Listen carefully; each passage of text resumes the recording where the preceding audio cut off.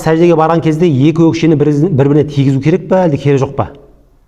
Көп мәселе осылай көтеріліп жатады. Біреулер тигізіп жатады, біреулер алшақ ұстап жатады, біреулер вообще көтермейді. Бұл жайында үш түрлі хадис бар екен да. Пайғамбарымыз саллаллаху алейхи вассалам, үшеуі де Айша анамыздан.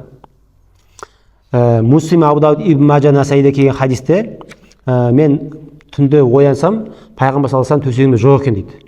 Сөйтіп қолымен сипап іздесем, Пайғамбар саллаллаху алейхи вассалам намаз оқып тұр екен, сәждеде жатқан күйде, аяқтарын, екі табанын тік ұстаған күйде, сол жаңағы сездім, ұстаған күйде қолым соған тиді аяқтарын табанына дейді.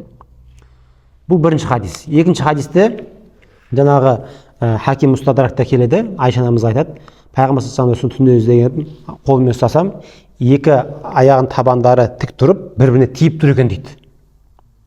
Сосын үшінші хадисте келеді, Дарақутни, Тирмизи, Насаида келген хадисте, Пайғамбар саллаллаху алейхи вассалам түнде қолымен іздесем, сәждеде жатқан екен дейді. Үш түрлі хадис бар да. Біріншісінде жаңа аяқтар табанда тік тұрған айтады жағына, екіншісінде тиіп тұрған айтады, үшіншісінде ол туралы сөз қозғалмайды да. Сол себептен бұл жерде қандай істер керек деген кезде, жалпы Ханафи мазхабта негізгі басым бөлігінде жаңағы жумхур дейміз ғой, 99% айтқан кезде тигізіп тұру керек деген мәселе жоқ та. Тек қана бұл жерде Ибн Абидин рахметулла айтады, Радул Мұхтарда, Абу Сауд Әфенди деген үлкен ғалым кісі өткен, сол кісі кітабында айтты дейді. Ол кітаптан басқа кітапта көрмедім дейді. Ибн Абидин айтады. Намазда сәждеге барған кезде өкшелер бір-біріне тигізіп тұру сүннет деп айтты дейді. Мен бұны түсінбедім. Ол былай ойлаған шығар дейді. Мақсаты мынандай шығар дейді. Негізгі Ханафи мазхабы кітаптарында көргенім былай нәрсе бар дейді. Адам рүкуге барар кезде, аяқта бүйтіп тұрады ғой негізі.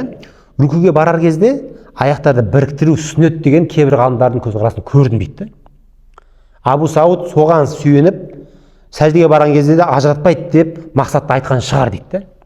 Бірақ жалпы Ханафи мазхабтарда кітаптарында бұл арнайы өкшені, екі өкшені бүйтіп аяқтарды біріктіреді деп кітаптарда келмеген дейді.